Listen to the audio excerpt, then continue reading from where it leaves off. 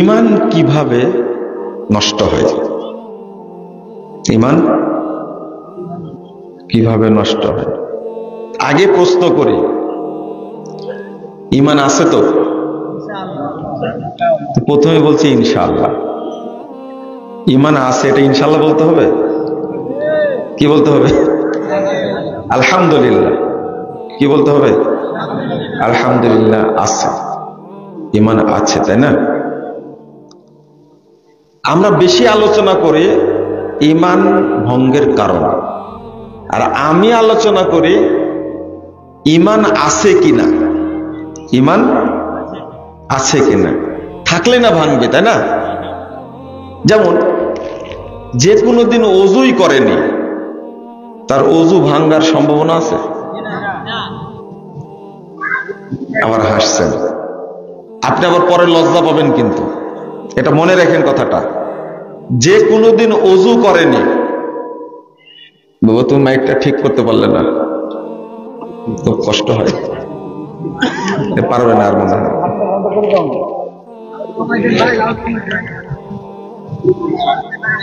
আবার বলেন, যে ব্যক্তি ওযুই করেনি কোনোদিন, তার ওযু ভাঙবে? ভাঙবে না, সম্ভাবনা নাই। এই কথাটা মনে রেখেন। যেমন ঈমানের মর্যাদাটা কেমন? আপনি এখানে বসে আছেন, এটা ইবাদত না? ইবাদত, অবশ্যই ইবাদত, তাই না?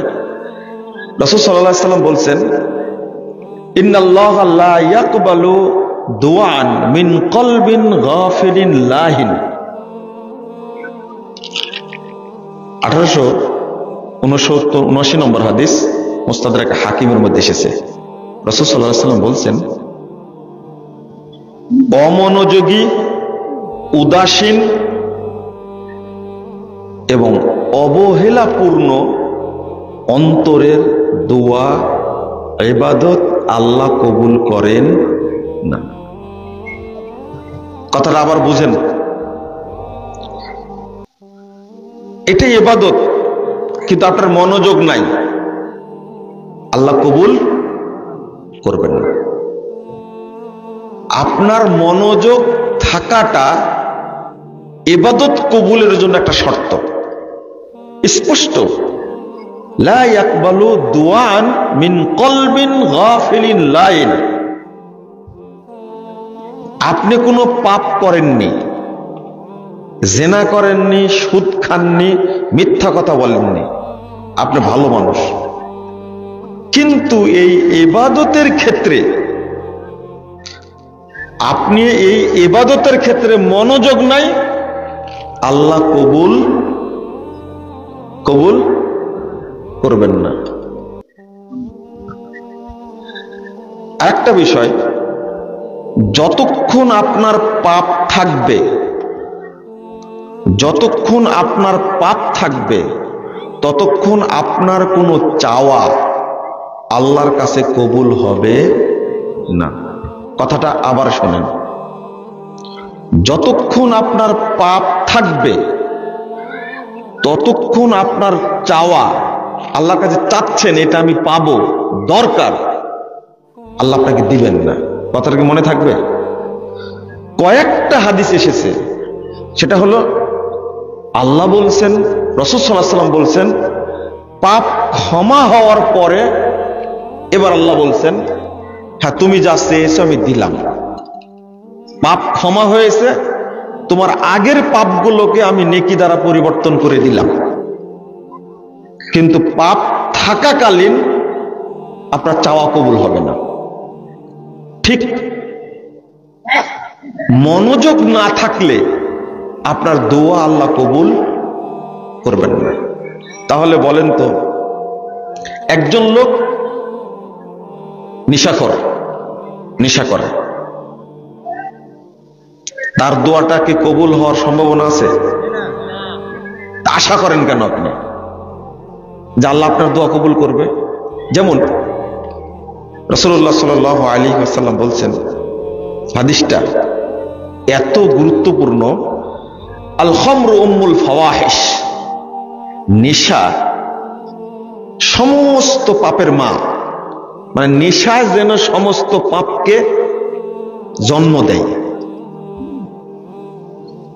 ওয়া আকবারুল কাবায়ের, আর যত কাবিরা গুনাহ আছে তার অন্যতম হলো নেশা। মান শারিবাহা ওয়াকা আলা উম্মিহি ওয়া খালাতিহি ওয়া আম্মাতিহি, রাসূল সাল্লাল্লাহু আলাইহি ওয়াসাল্লাম বলেছেন, যে নেশা করে সে মায়ের সাথে জেনা করে, সে খালার সাথে জেনা করে, সে ফুফুর সাথে জেনা করে। না না, নাউজুবিল্লাহ বলতে বলছি না আপনাদেরকে, আমি হাদিসটা শোনালাম নাউজুবিল্লাহ বলার জন্য না, আমি শোনালাম আপনারা যেন নেশা ছেড়ে দেন। আমি বুঝাতে পারলাম কি? এত জোরে নাউজুবিল্লাহ বলে আমাকে শোনাতে হবে না, আপনার অন্তরকে শোনান যে আমি এই হাদিস শোনার পরে আর জীবনে কি নেশা জাতীয় দ্রব্য, নেশা জাতীয় বস্তু আমি কোনোদিন এর সাথে জড়িত থাকবো না। এইটা চাচ্ছি আমি, কিন্তু আমি এটা বুঝাতে চাই না। আমি বুঝাতে চাচ্ছি এইরকম পাপের সাথে জড়িত থাকার পরে আপনার দোয়া কবুল হওয়ার সম্ভাবনা আছে। পাপটা কি? তিনজনের সাথে জেনা, মা, খালা, ফুপি, ফুপু, এই তিনজনের সাথে জেনায় লিপ্ত থাকে, যে তার কোনো দোয়া কবুল হওয়ার সম্ভাবনা আছে না। আমি ওই হাদিসটা কেন না নিয়ে আসলাম, যে মনোযোগ নাই তাই দোয়া কবুল হয় না, ইবাদত কবুল হয় না। যে ব্যক্তি এত বড় পাপের সাথে জড়িত তার ইবাদত কবুল হওয়ার সম্ভাবনা আছে? খুব সমস্যা। আরেকটা হলো কবুল না হওয়ার কারণ কি? মনোযোগ নাই, তো কবুল হবে না কেন? এর অর্থ আপনার ভিতরে ঈমান নাই। এখন আপনি বলবেন ঈমান নাই, জি নাই। মুহাম্মদ রাসূলুল্লাহ সাল্লাল্লাহু আলাইহি ওয়াসাল্লাম বলছেন, লাকলবু ইবনে আদম আশাদ্দু ইনকিলাবান মিনাল কিদর, আদম সন্তানের ঈমানটা, অন্তরটা এত দ্রুত পরিবর্তনশীল,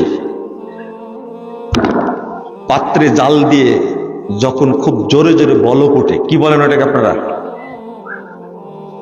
এক সেকেন্ডে কয়টা উঠে, এটা ভিডিও করে গুনবেন তো, যদি পারেন কিনা দেখি। একটা বিজ্ঞানীকে লাগাই দিবেন যে বড় করতে করতে করতে দেখি এক সেকেন্ডে কয়বার উঠছে, গুনতে পারে কিনা দেখবেন তো। রাসূল সাল্লাল্লাহু আলাইহি ওয়াসাল্লাম বলছেন, আদম সন্তানের ঈমানটা এর চেয়ে দ্রুত পরিবর্তনশীল, এই আছে এই নেই। সহিহ মুসলিমে হাদিসটা আসছে, 118 নম্বর হাদিস। মুহাম্মদ রাসূলুল্লাহ সাল্লাল্লাহু আলাইহি ওয়াসাল্লাম বলছেন, ইসবিহুর রাজুলু মুমিনান ওয়া ইউমসি কাফিরা আও ইউমসি মুমিনান ওয়া ইসবিহু কাফিরা। মুমিন মানে কোন ব্যক্তি সকাল করে মুমিন হয়ে বিকাল হয়তো কি হয়ে যায়, কাফের হয়ে যায়। না, বেঈমান না, কাফের। বেঈমান আর কাফের এক জিনিস কি না? আল্লাহ বলছে কাফের। আবার সকাল করে কেউ কাফের, বিকেল হতে দেখি হয় মুমিন হয়। এই হাদিসটা একটু চিন্তা করেন। আর আগে যেটা বললাম, মানে আপনার ঈমান এই আছে এই নেই, এই আছে এই নেই। আর একটা হাদিস শুনেন, ঈমান কত ভদ্র, কত লজ্জাশীল, কত দামি জিনিস। মুহাম্মদ রাসূলুল্লাহ সাল্লাল্লাহু আলাইহি ওয়াসাল্লাম বলছেন, 2027 নম্বর হাদিস, তিরমিজির মধ্যে এসেছে, আল হায়াউ ওয়াল ইউ শুবাতান মিনাল ঈমান। লজ্জা এবং অল্প কথা ঈমানের অংশ। যে যার মধ্যে লজ্জা আছে তার মধ্যে ঈমান আছে, যার মধ্যে স্বভাব আছে অল্প কথা বলে না, ওই লোকটা ঈমানদার, ঈমান আছে। ওয়াল বাযাহু ওয়াল বায়ানু শুবাতান মিনান নিফাক। আর যে মুখ দিয়ে অশ্রাব্য ভাষা বলে, খারাপ ভাষা বলে, যেমন আপনি আপনার ওয়াইফকে বলেন বা আপনার ওয়াইফ আপনাকে গালি দেয়, এমন ভাষায় গালি দেয়, এরা যদি ছাগল শুনতে পেত তো ফিট হয়ে যেত। আপনার ভাষাটাও খারাপ, আপনার ওয়াইফকে গালি দেন আপনি, আপনার ওয়াইফ যখন অভিযোগ করে আমাদের কাছে তখন বুঝি যে আপনাকে দেখতে ভালো মনে হলেও ভিতরটা কি খুব খারাপ। আপনার ওয়াইফকে গালি দেন তো তার মাকেও গালি দেন, তার বাপকেও গালি দেন, তার পুরো গোষ্ঠীকে গালি দেন আপনি। একজন ড্রাইভার আমাকে বলছেন যে আমার স্যারের সবচেয়ে ভালো ভাষা যেটা, সেটা আপনারা বলার জন্য বলতে হচ্ছে, কিন্তু এটা উচ্চারণ করার মতো না। সবচেয়ে ভালো ভাষা তার স্যারের শুয়োরের বাচ্চা। এই যে আমি যে উচ্চারণ করলাম, এটা আমার ইমানের দুর্বলতা। আমি মুখ দিয়ে উচ্চারণ করলাম কেন? কারণ রাসূল সাল্লাল্লাহু আলাইহি ওয়াসাল্লাম বলছেন, যে ব্যক্তি মুখ দিয়ে খারাপ ভাষা প্রয়োগ করে সে মুনাফিক, তার ঈমান নাই। কিছুই না, শুধু ভাষাটা খারাপ। আপনি এগুলো বলেন না? যে ব্যক্তি কাজের লোক পরিচালনা করে তার ভাষা তো খারাপ, একটা ব্যাংকের ম্যানেজার তার ভাষা যে এত খারাপ, আর আর্মির যারা অফিসার তাদের ভাষা যে কত খারাপ। আর আমাদের দেশের সরকারে আছে এক শ্রেণীর লোক যাদেরকে পুলিশ বলা হয়, এদের ভাষা কত খারাপ, এটা শুনলে আপনারা বুঝবেন। বলেন তাহলে ঈমানদার কই? বুঝেন না মনে আমার কথাটা? আমি এর উপরে আলোচনা করব, একটু শোনেন। ঈমানদার কই? আপনার মুখ দিয়ে খারাপ ভাষা বের হলেই বুঝবেন আপনি একজন কি মোটামুটি মুনাফিক। আর একটা হলো ওয়াল বায়ান, কথা বেশি বলে, বকবক করে। কি করে? বকবক করে। কিছু লোক আছে না, কথা বলতেই থাকে। এই হাদিসটা কোথায় রাখবেন? মান কাসুরা কালামুহু কাসুরা কিযবু, যার কথা বেশি সে মিথ্যা কথা বেশি বলে, যেই হোক না কেন।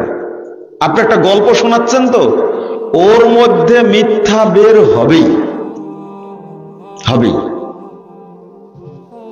আর গ্রামের লোক গল্প দেয় বেশি, তাই না? বললাম।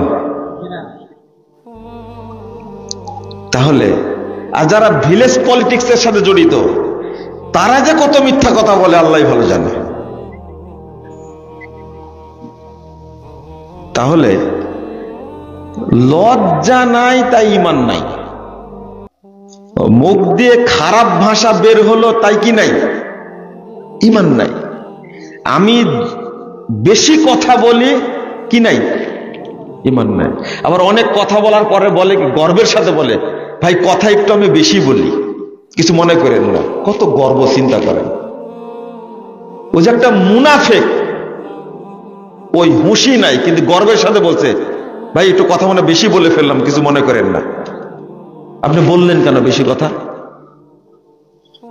বেশি কথা বললে যে মানুষ মিথ্যা কথা বলে, মানুষ যে মুনাফিক, কোন পাপ এখনো করেননি, শুধু বেশি কথা বলছেন, সেটাই কি? কারোর মধ্যে নিফাক থাকলে ওই জায়গায় ঈমান থাকে? বলেন, উত্তর দেন। যে জায়গায় নিফাক আছে সে জায়গায় কি ঈমান আছে? ঈমান কি আপনার মতো বেকুব নাকি? এমন ভদ্র জিনিস, এমন স্পর্শকাতর, ধারে কাছেও যাবে না। ঈমান এত দামি জিনিস, একটু পাপের ছোঁয়া লাগলে তাই ঈমান থাকে না। রাসূলুল্লাহ সাল্লাল্লাহু আলাইহি ওয়াসাল্লাম বলছেন, 58 নম্বর হাদিস, মুস্তাদরাক হাকিমের মধ্যে এসেছে, আল হায়া ওয়াল ঈমানু কুরিনা জামিআ, লজ্জা এবং ঈমান পাশাপাশি থাকে, গরু সিংহের মতন। ইদা রুফিয়া আহাদুহুমা রুফিয়াল আখার, একটা উঠে গেলে আর একটা উঠে যায়। যার লজ্জা নাই তার মধ্যে কি ঈমান আছে? নেই। লজ্জা নাই বলে আপনি সব কথা বলতে পারেন না। লজ্জা থাকলে সব কথা মানুষের কাছে বলতে পারবেন না, আপনি শুনতেও পারবেন না।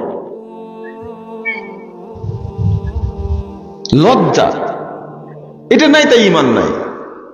শিরিক তো বড় কথা। রাসূল সাল্লাল্লাহু আলাইহি ওয়াসাল্লাম বলছেন, 3110 নম্বর হাদিস, 9 নম্বর হাদিস নাসাইর মধ্যে এসেছে, এত জটিল কথা, লা ইয়াস্তামিআন ফি কলবি আবদিন আল ঈমান ওয়াল হাসাদ। দুইটা জিনিস মুমিনের অন্তরে এক জায়গায় হয় না, হিংসা এবং ঈমান। হিংসা যার অন্তরে আছে তার কি নাই? যার অন্তরে ঈমান আছে তার অন্তরে কি নাই? হিংসা নাই। এর পরের হাদিসটা হলো লা ইয়াস্তামিউ আশ-শুহ ওয়াল ঈমান ফি কলবি আবদিন। কৃপণতার ঈমান এক জায়গায় থাকে না। লা হাওলা ওয়ালা কুওয়াতা ইল্লা বিল্লাহ। আমি কৃপণ মানুষ, আমার ভিতরে ঈমান নাই, ঈমান নাই। আমি কৃপণ মানুষ, ঈমান নাই। তাহলে ঈমান কত স্পর্শকাতর। রাসূলুল্লাহ সাল্লাল্লাহু আলাইহি ওয়াসাল্লাম বলছেন, আরেকটা হাদিস শুনেন,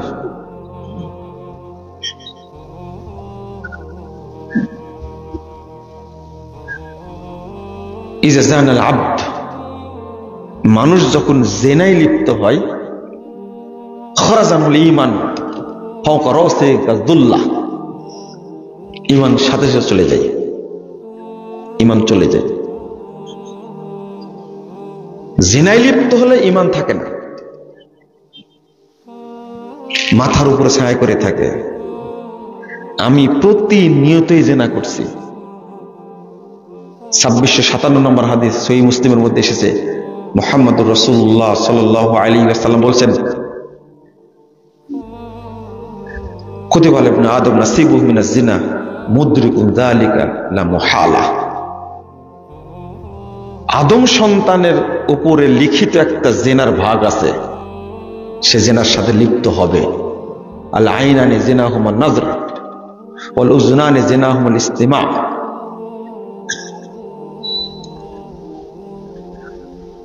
দুই চোখের জেনা হলো কি কি? আর দুই কানের জেনা শোনা। ওয়াল লিসান জিনাহুল কালাম ওয়াল ইয়াদ জিনাহাল বাতশ। মুখের জেনা বলা, হাতের জেনা কি? ওয়ার রিজলু জিনাহুল খুতা, পায়ের জেনা কি? হাঁটা। আমি এইটার নাম রাখছি শয়তান। কি রাখছি? ভালো কাজ যখন করবেন এই শয়তানকে সাথে নিয়ে রাখেন না, বুঝেন না কথা? যদিও খুব গুরুত্বপূর্ণ, কিন্তু এটা শয়তান একটা। আপনি বলেন তো আজকে ফেসবুকে কয়বার ঢুকছেন? আপনি গুনে রাখেননি।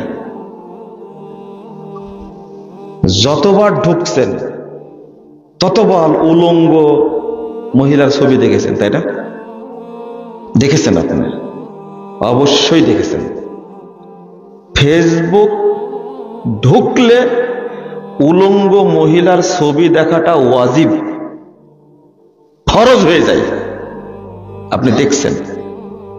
এজন্য তাকওয়াশীল মানুষ ফেসবুক ব্যবহার করতে আপনার কি প্রয়োজন? বলেন তো, আপনার কি প্রয়োজন? ফেসবুক নাই এরকম লোক পাওয়া যাবে না। আপনার কি প্রয়োজন?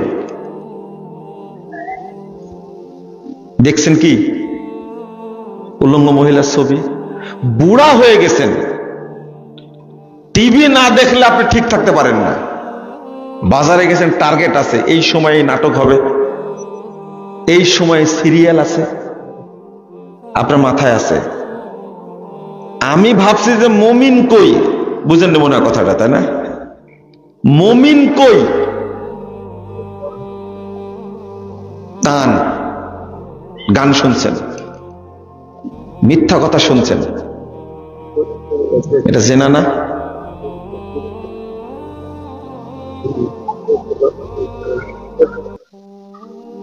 আগামী জুমার দিনে আপনার বিয়ে ঠিক হয়েছে, একটু শুনেন তো দেখি এই আলোচনাটা।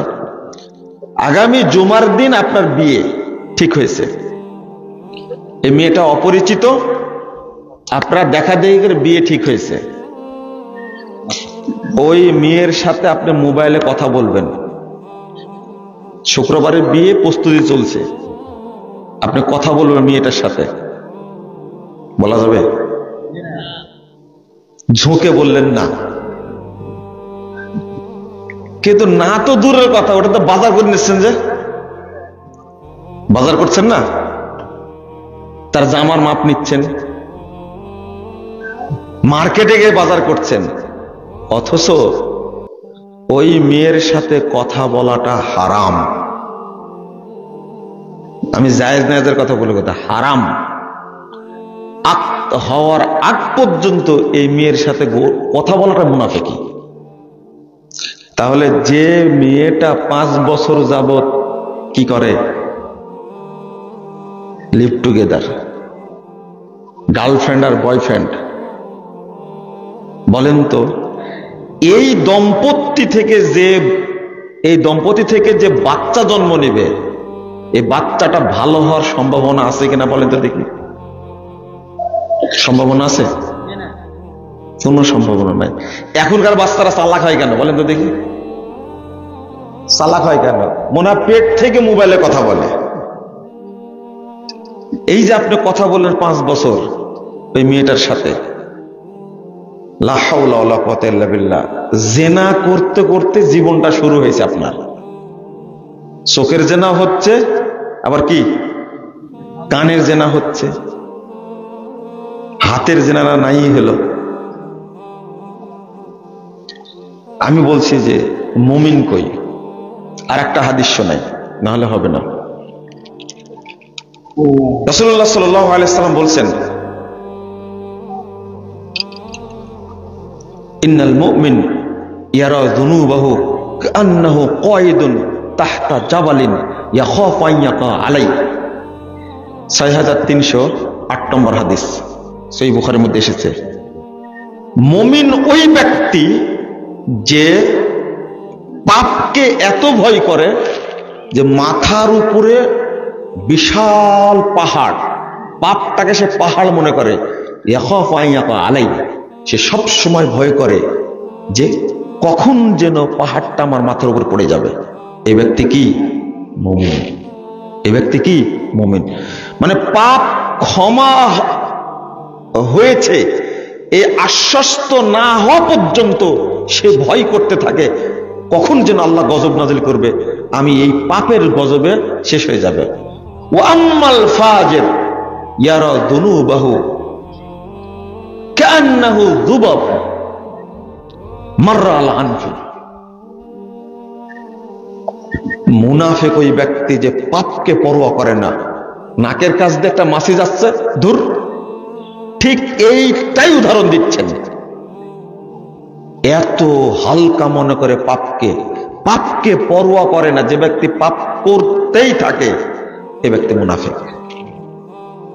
যে পাপ করতেই থাকে এ ব্যক্তি কি? তাহলে ঈমান কোথায় থাকলো? একজন ব্যক্তি সুদ খাচ্ছে অন্তত 60 বছর যাবত। কত বছর? সুদের পাপটা তো হালকা মনে হয়, তাই না? ইন্না লিল্লাহি ওয়া ইন্না ইলাইহি রাজিউন। সুদের পাপ কত খারাপ! 60 বছর যাবত অনর্গল পাপটা করে যাচ্ছে, ও কি পাপকে ভয় করে?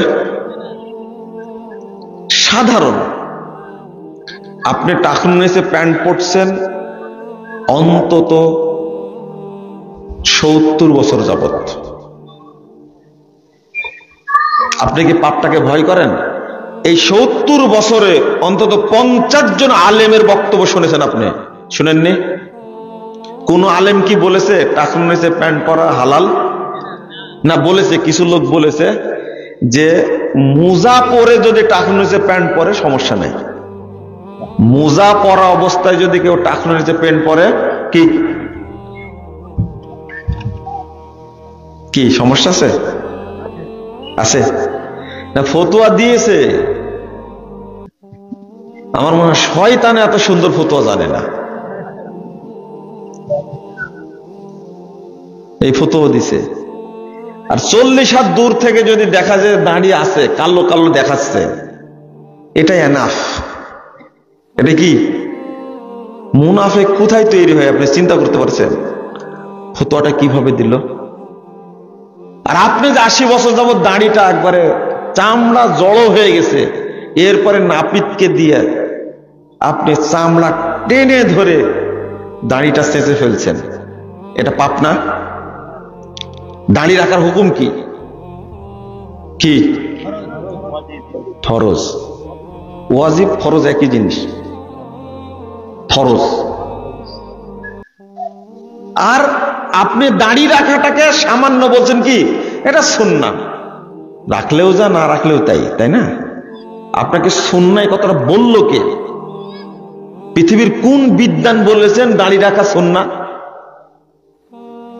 মানে আপনি এই পাপটা তো ছাড়লেন না, বরং এই পাপটাকে ধরে রাখার জন্য শরীয়তের অপব্যাখ্যা করছেন। এটা কি? যেমন কিছু লোক আছে না, নামাজ তো পড়ে না আবার বলে যে নামাজ না পড়লে আমার ঈমান ঠিক আছে, বলে বলে যেখানে এক ওয়াক্ত সালাত ছাড়লে কি হয়ে যায়? কাফের হয়ে যায়, কাফের। আর সেখানে সে সালাতকে ব্যঙ্গ করে ঈমানকে ব্যঙ্গ করছে যে নামাজ না পড়লে আমার ঈমান ঠিক আছে। একে তো পড়ে না, আর একদিকে নামাজকে কি করলো? ব্যঙ্গ করলো। ঈমানকে কি করলো? ব্যঙ্গ করলো। নামাজ না পড়লে তার কি ঈমান থাকে? প্রশ্নই আসে না। অনর্গল পাপ করছেন আপনি, নিজে মুনাফিক। এই জন্যই তো বক্তব্য কাজে লাগে না, সালাত কাজে লাগে না। সালাত পড়ছেন 70 বছর যাবত, এখনো কাজে লাগছে, একটু মনে হয় আপনার? রাসূল সাল্লাল্লাহু আলাইহি ওয়াসাল্লাম 30,992 নম্বর হাদিস মুসান্নাফ ইবনে আবি শাইবার মধ্যে এসেছে, ইয়াতি আলান নাসে জামান, মানুষের সামনে একটা যুগ আসবে, একটা সময় আসবে, ইয়াস্তামিউন ওয়া ইসাল্লুনা ফিল মাসাজিদ, মানুষ দলে দলে মসজিদে যাবে, সালাত আদায় করবে, প্রত্যেক মসজিদ মুসল্লি দ্বারা পূর্ণ থাকবে, মুসল্লি জমা হবে, সালাত পড়বে। ওয়ালাইসা ফীহিম মুমিন, কিন্তু কোন মসজিদে একজন মুমিন পাওয়া যাবে না। তারা কারা? এই হাদিস পড়ে সাহাবীরা বলতেন এই যুগটা আমাদের যুগ, তাবেঈরা বলতেন এই যুগটা আমাদের যুগ, তাবে বলতেন এই যুগটা আমার যুগ। কথা কি বুঝতে পারলেন? আমাদের যুগ। আজকে প্রায় 1500 বছর পরে এই হাদিসটা যদি আপনি বিশ্লেষণ করেন, কি মনে হচ্ছে? কোন ঈমানদার লোক আছে? তবে মুসল্লি আছে। কি আছে? মুসল্লি আছে, কিন্তু কি নাই? এবার বলেন তো দেখি, ঈমানবিহীন যদি কেউ সালাত পড়ে কবুল হবে? যদি 1000 বছর পড়ে? একজন লোকের ঈমান নাই, 100 বছর ধরে সালাত পড়ছে, কবুল হবে? তাহলে ওইটাই তো। এরা কারা? এরা 3 শ্রেণীর, খেয়াল রাখেন। 1 কাফের, 2 মুশরিক, 3 মুনাফিক। সালাত পড়ে কিন্তু কি নাই? ঈমান নাই। কাফের কেন বললাম? আগের হাদিসে যেটা বলছিলাম, নামাজ পড়ে, নামাজের সাথে সাথে যত অপকর্ম সবই করে, অনর্গল করে যাচ্ছে। বলেন তো সে লোকটা মুসল্লি না মুনাফিক? মুনাফিক। এবং আল্লাহ এটাই বলছেন, ফাওয়াইলুল লিল মুসাল্লিন। সাহাবীরা অনুবাদ করতেন ফাওয়াইলুল লিল মুনাফিকিন, এই আয়াতের অনুবাদ করতেন সাহাবীরা ফাওয়াইলুল লিল মুনাফিকিন। যারা মুনাফিক মুসল্লি তাদের জন্য ওয়াইল। ওয়াইলটা হলো জাহান্নামের সেল। এটা হলো স্পেশাল জাহান্নাম। ওয়াইলটা কি? আপনারা অনুবাদ করেন ওয়াইল মানে জাহান্নাম, জানে না ওয়াইল মানে জাহান্নাম না, জেলের মধ্যে জেল তার নাম সেল, ওয়াইলটা হলো জাহান্নামের সেল। ইবনে মাসউদ রাদিয়াল্লাহু আনহু বলছেন ওয়াদিন ফি জাহান্নাম, ওয়াইলটা হলো জাহান্নামের একটা উপত্যকা, বাইদুল কর, যেটা সবচেয়ে গভীর, খবিসুত্তম, যার খাবার হলো পচা দুর্গন্ধযুক্ত। ইমাম আমাশ রাহিমাহুল্লাহ তিনি বলছেন ওয়াদিন ফি জাহান্নাম মিন দামিন ওয়া কাইন, ওয়াইলটা হলো জাহান্নামের একটা উপত্যকা, একটা দ্বীপ, একটা অঞ্চল, যে জাহান্নামটা তৈরি করা হয়েছে দুইটা জিনিস দ্বারা, পচা পুঁজ আর পচা রক্ত দ্বারা। এই জায়গাতে রাখবেন আল্লাহ মুনাফিক মুসল্লিকে। মুনাফিক কারা? একজন লোকের মুখে দাঁড়িয়ে আছে, গায়ে পাঞ্জাবি আছে, নামাজের আজান হলে মসজিদে একবার প্রথম কাতারে দাঁড়াবে, প্রথম কাতারে দাঁড়ায় না, অথচ এই লোকটা পাসপোর্ট অফিসে চাকরি করে, বড় একজন ঘুষখোর,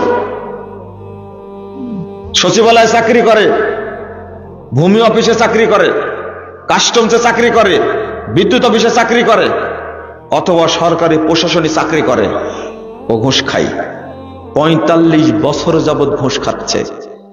এটা যে কত বড় আত্মসাৎ, কত বড় যে পাপ, ও যদি জানতো, আত্মসাৎ করা মানুষ যদি আল্লাহর রাস্তায় জিহাদ করে শহীদ হয়, তবু আল্লাহ তাই ক্ষমা করবেন না।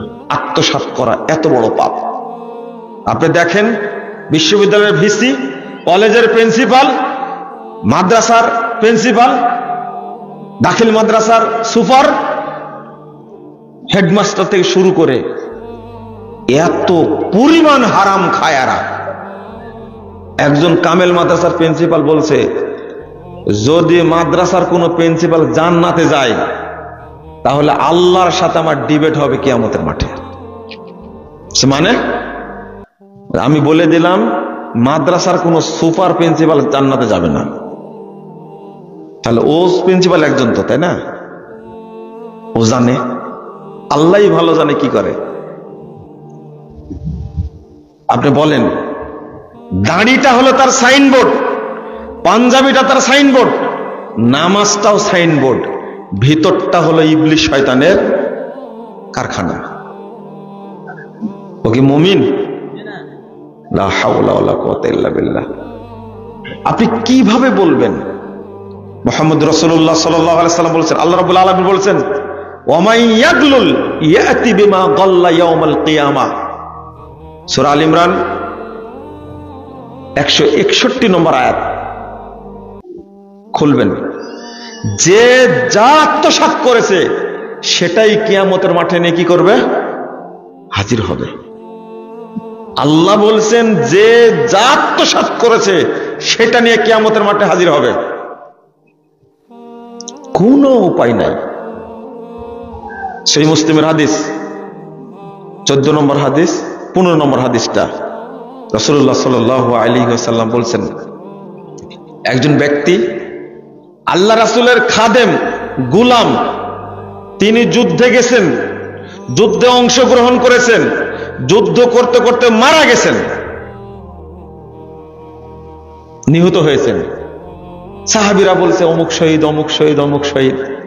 আল্লাহ রাসূল সাল্লাল্লাহু আলাইহি ওয়াসাল্লাম বলছেন কাল্লা ইন্নী রাআইতুহু ফিন্নার, অসম্ভব, আমি একে জাহান্নামে জ্বলতে দেখছি। তোমরা বলছো জান্নাতে, ফি বুরদাতিন কাল্লাহা, একটা ছোট্ট চাদর আত্মসাৎ করেছিল তাই জাহান্নাম।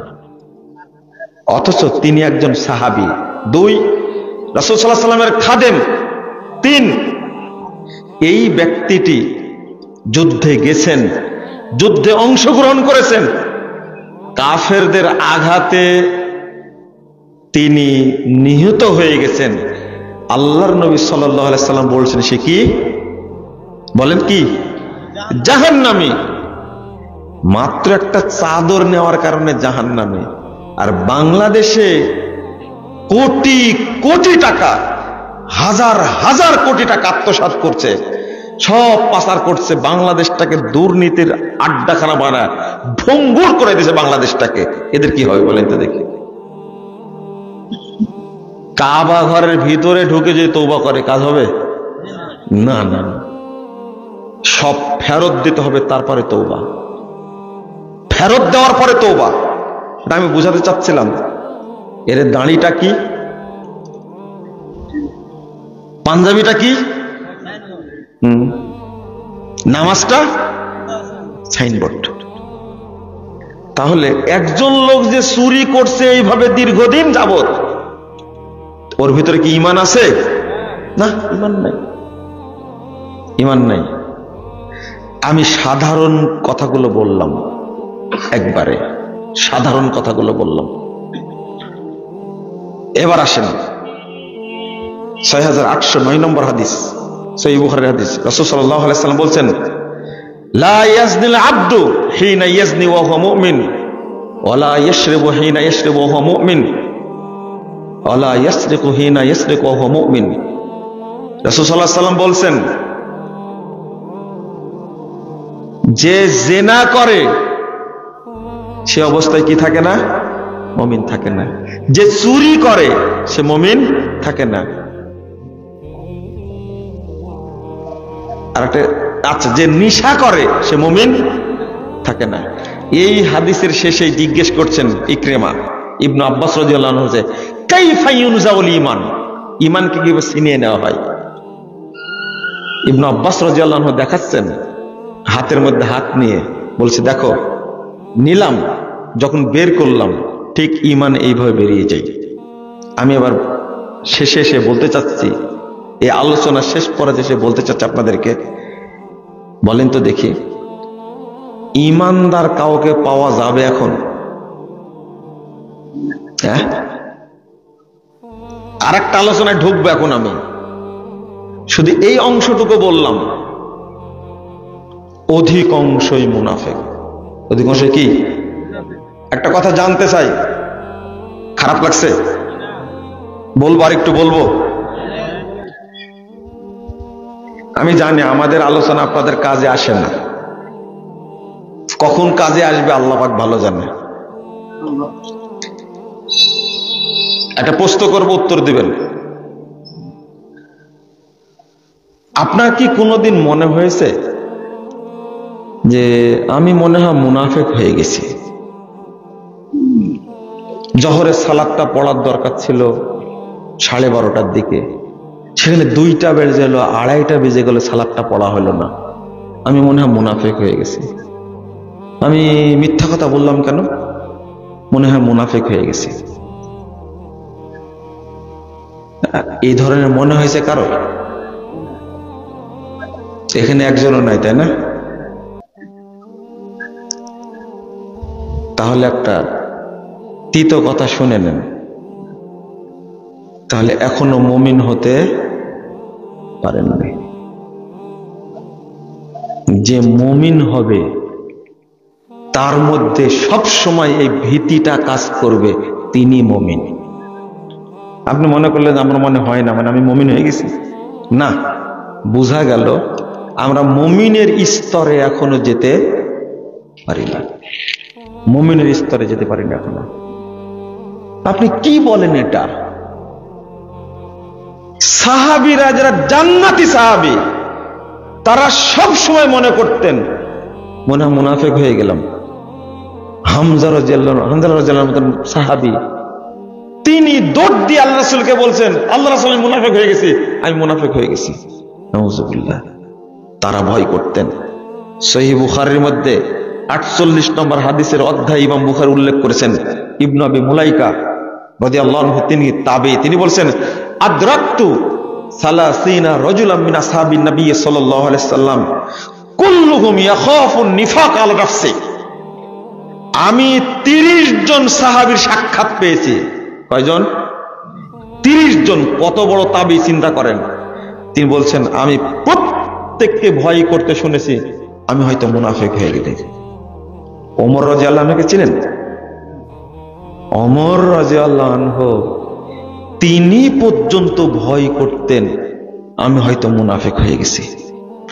মুমিন হওয়ার একটা বড় পয়েন্ট হলো নিজেকে মুনাফিক মনে করা। বুঝাতে পারলাম? মুমিন হওয়ার একটা রাস্তা হলো নিজেকে কি মনে করা? মুনাফিক মনে করা। আপনি নিজে নিজে মনে করবেন আমি মনে হয় মুনাফিক হয়ে গেছি, না হলে এতদিন যাবত হারাম খাই, আমি মনে হয় মুনাফিক হয়ে যাবে, এতদিন যাবত আমি নেশা করি। না, মুনাফিক না হলে এটা সম্ভব না।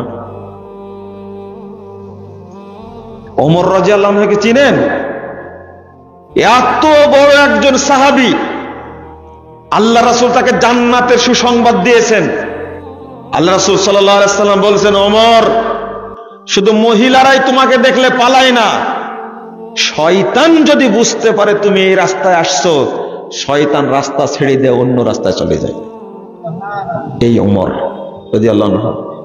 রাসূল সাল্লাল্লাহু আলাইহি ওয়াসাল্লাম একদিন বলছেন, রাআইতুনি ফিল জান্নাহ, আমি আমাকে জান্নাতে দেখলাম। রাআইতু কাসরান মুরাব্বান মুশরাফান বিল যাহাব, আমি জান্নাতে দেখলাম একটা বিশাল প্রাসাদ, সেই প্রাসাদের উত্তর দক্ষিণ পূর্ব পশ্চিম কিছু চেনা যায় না, পুরো দিগন্ত জুড়ে আছে। আমি এক মহিলাকে জিজ্ঞেস করলাম, ওখানে প্রাসাদের সাইড দিয়ে লেক, মহিলা বসে আছে। আমি জিজ্ঞেস করলাম, এই মহিলা, লিমান হাযাল কাসর, এই বিশাল প্রাসাদটা কার? মহিলা উত্তর দিয়েছেন, লিরাজুলিন মিনাল আরব, যে আরবি একজন ব্যক্তির জন্য তৈরি করা হয়েছে। আল্লাহ রাসূল বলছে, আনা আরাবিয়ুন লিমান হাযাল কাসর, এই মহিলা, আমি নিজে আরবি, তুমি বলো এটা কার জন্য? মহিলা বলছে, লিরাজুলিন মিন কুরাইশ, এটা কুরাইশ বংশের এক লোকের জন্য আল্লাহ তৈরি করেছে। আল্লাহ রাসূল বলছেন, আনা কুরাইশুন লিমান হাযাল কাসর, আরে আমি নিজেই কুরাইশি, তুমি বলো এটা কার জন্য তৈরি করা হয়েছে? মহিলা আবার বলছেন, আল্লাহ রাসূল ভাবছেন যে বলুক মহিলা এই প্রাসাদটা কার? মুহাম্মদ সাল্লাল্লাহু আলাইহি ওয়াসাল্লাম। আল্লাহ রাসূল নিজেই বলছেন, ইন্নী যানানতু আন্নাহা তাকুল লিরাজুলিন শাবিন হুয়া আনা, মহিলা বলুক আমি চাচ্ছি একটা যুবকের জন্য তৈরি করা হয়েছে, আর সেই যুবক হলাম আমি মুহাম্মদ সাল্লাল্লাহু আলাইহি ওয়াসাল্লাম। মহিলা বলছেন, ওয়া মিন উম্মতি মুহাম্মাদিন সাল্লাল্লাহু আলাইহি ওয়াসাল্লাম, তোমরা বলছো না মুহাম্মাদের উম্মতের একজনের তৈরি করা হয়েছে, তোমরা আনা মুহাম্মাদুল লিমান হাযাল কাসর, আরে মহিলা আমি তো নিজেই মুহাম্মদ। তখন এবার বলছেন যে হুয়া মিন উম্মতি মুহাম্মাদিন হুয়া মিন আসহাবি মুহাম্মাদিন সাল্লাল্লাহু আলাইহি ওয়াসাল্লাম ওমর ইবনে খাত্তাব,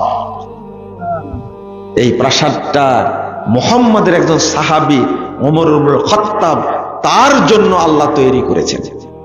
পুরো প্রাসাদটা স্বর্ণ দ্বারা তৈরি করা।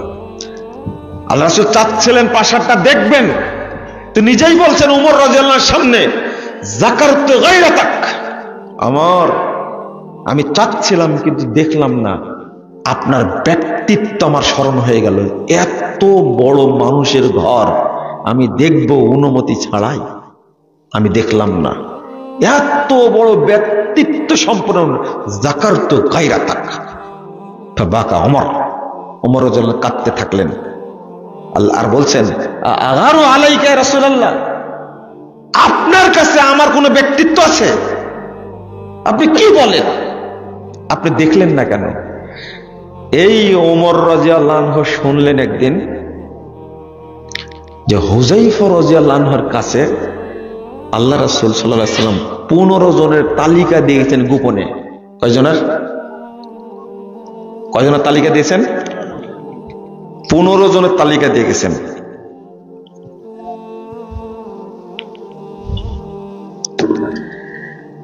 যখন শুনলেন হুযায়ফা রাদিয়াল্লাহু আনহুর কাছে তালিকা দিয়ে গেছেন, শোনা মাত্রই ওমর রাদিয়াল্লাহু আনহু চলে গেছেন হুযায়ফা রাদিয়াল্লাহু আনহুর কাছে।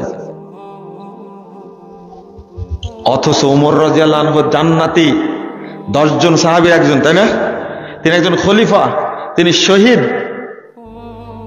উহুদ পাহাড়ের উপরে দাঁড়িয়ে আল্লাহ রাসূল সাক্ষী দিয়েছেন। এত নিদর্শন থাকার পরেও ওমর রাদিয়াল্লাহু আনহু দৌড় দিয়ে গেলেন, হুযায়ফা শুনলাম তোমার কাছে নাকি মুনাফেকদের তালিকা দিয়ে গেছেন, দেখো তো ওই তালিকার আমার নাম আছে কিনা। বুঝেননি মনে হয়, তাই না? ওমর রাদিয়াল্লাহু আনহু সম্পর্কে আল্লাহ রাসূল বলছেন, লাকানা ফি বানি ইসরাঈল লাকানা নাবিয়্যা, যদি ওমরের জন্ম বানি ইসরাইলদের সময় হতো তাহলে তিনি নবী হতেন। ওয়ালাউ কানা বা'দি নাবিয়্যান লাকানা ওমর ইবনুল খাত্তাব, আমার পরে যদি কেউ নবী হতো তাহলে কি হতেন? ওমর ইবনুল খাত্তাব।